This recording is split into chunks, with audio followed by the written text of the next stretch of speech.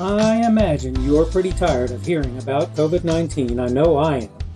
Though that's true, I felt like I needed to dispel certain notions I've heard floating around the interwebs. Hello and welcome to the Daily Summation from Kurt's Religion and Politics. I'm your host. I'm Kurt. Today is Sunday, the 3rd of January of 2021. Welcome to everyone who's here on Rumble, on the podcast, and on YouTube. Thank you for coming along, and hopefully I'll present something that you'll enjoy hearing. I've titled my little piece More on COVID-19. I think I might have already done one or more with that name, but I really felt like I needed to go and deal with this again. I'm going to use some visual aids today, and I wanted to let you know that that was going to be the case. I'm going to try very hard to stick into the 10-minute window that I actually spend doing discussion.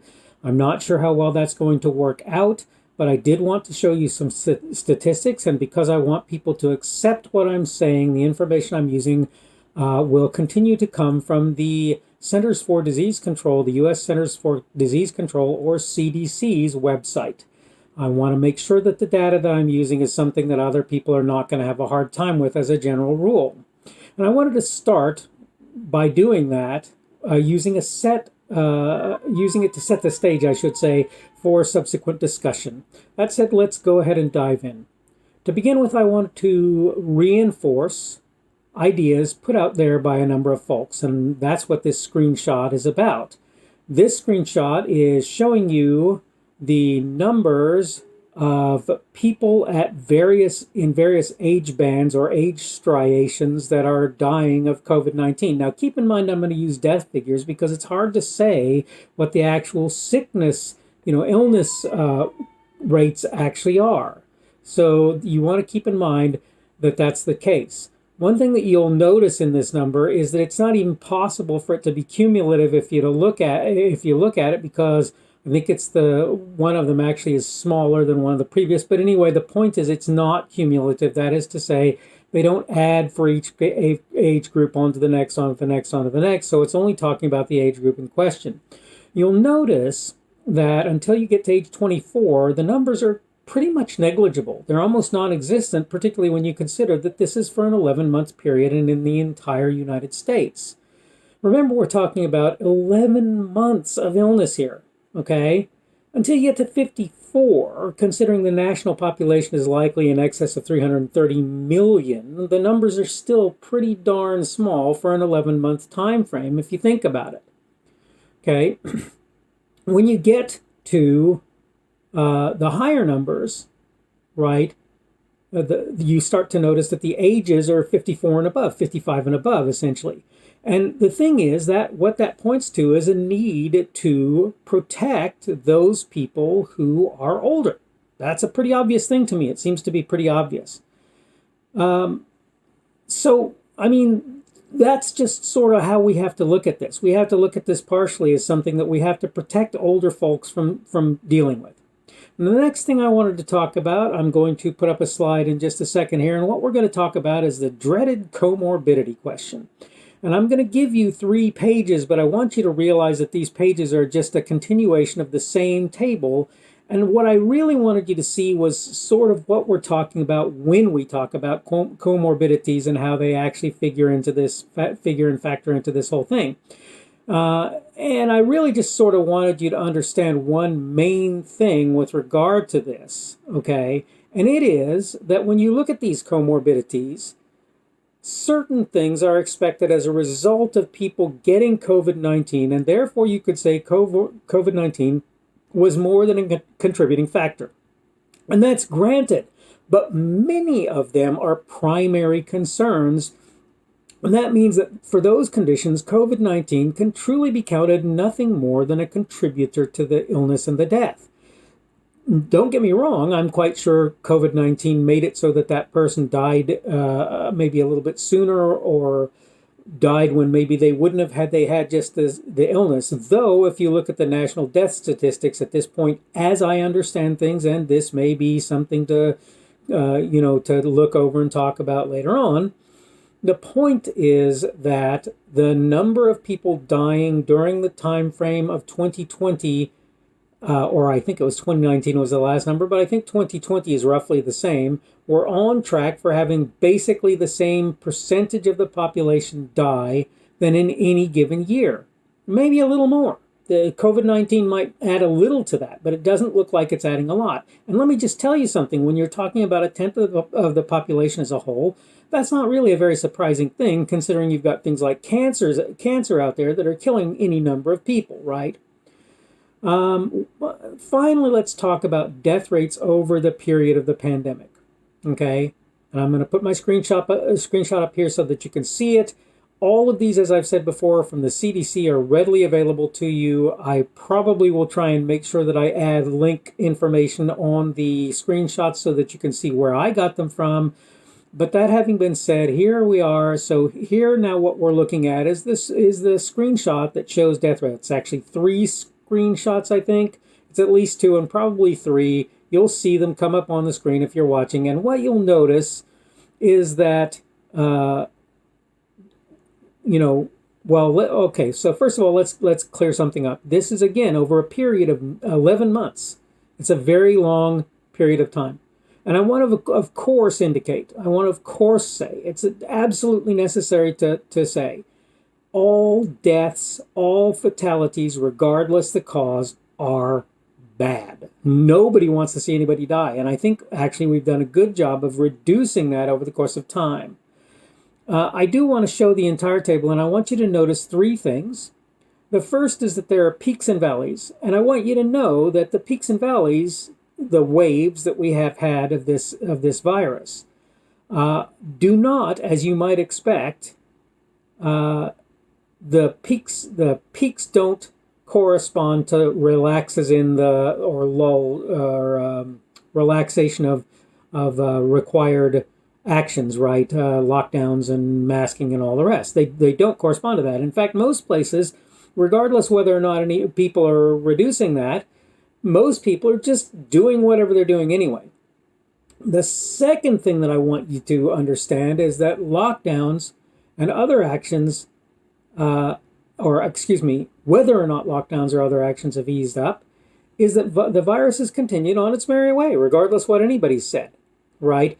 Put another way, if you take your mask off or whatever, or if you don't take your mask off, more importantly, guess what?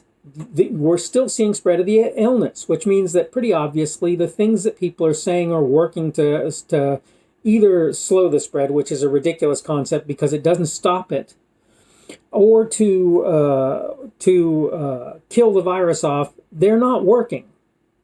Okay? And the next thing that I wanted to say is that over 11 months, the number has stayed below 0.1% for the population as a whole. I've said this before, and I'm repeating it now because I want for you to be clear on that. So 330,000 would be 0.1%, 1 in 1,000 deaths over an 11-month period. We have not reached that number per the CDC's numbers. Keep in mind, they're a little behind. That's true. That's a given. In fact, you'll notice if you look at these at certain points of the screenshots that I'm showing that they talk about their update having occurred on December the 30th, and it is currently, as I've said, the 3rd of January of 2021. The next thing that I wanted to point out is that at no point have we reached the initial death toll that we reached at the beginning of the pandemic. In other words, we saw a spike, and it was, I think, 17,000. And even though in the most recent we've actually gotten up to 14,000, we've not gotten back up to 17,000 again. And in fact, if you look at that trend where we've gotten up to 14,000, you will realize that, as a matter of fact, we're headed on a downward trend again. All right, now I just wanted to kind of sum things up and let you know what I'm seeing and what I believe is going on here. Now, obviously, I'm no expert, and I've already told people this. Data analysis is my gig, if you will. It's one of the things that I do. I enjoy doing it, and where I'd rather not be doing it about death statistics and so forth, I think that it's necessary for people to take the time to do that. But here's what I want you to take away from all of this. We're not stopping the virus. If you talk about herd immunity, I'm sorry, but that means people have to get sick or vaccinated.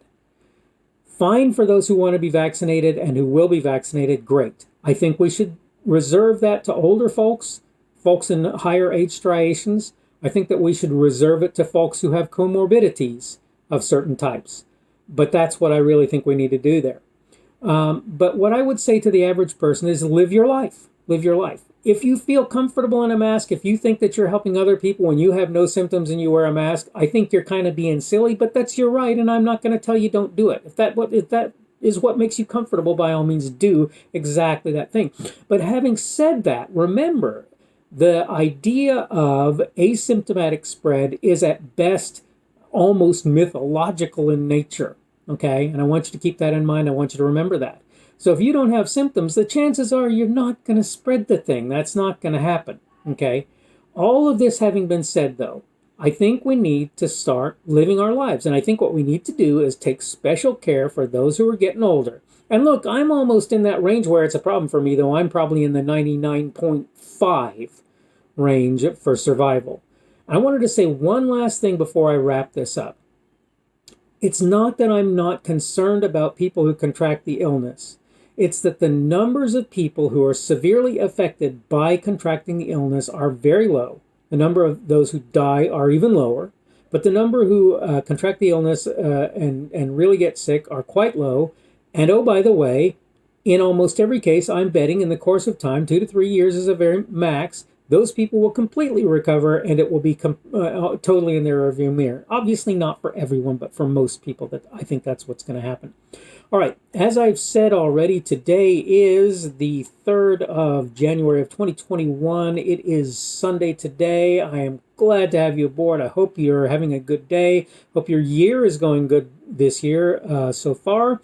It is the beginning of the week, and tomorrow will be the 4th of January of 2021, and it will be a Monday, and it will be the beginning of the work week for most people. Hope your work week ends up being a good one, and I should be able to get another video out again then. So hopefully we will see you again tomorrow. The speaker on this edition of the Daily Summation is Kurt Schubert. This video is recorded on Sunday, the 3rd of January of 2021. The Daily Summation is created for Kurt's Religion and Politics.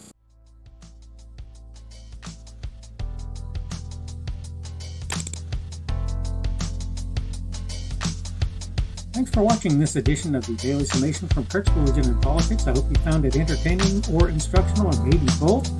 If you want to see more from me, you can go to blogs.kpschubert.com. That's blogs.kpschubert.com.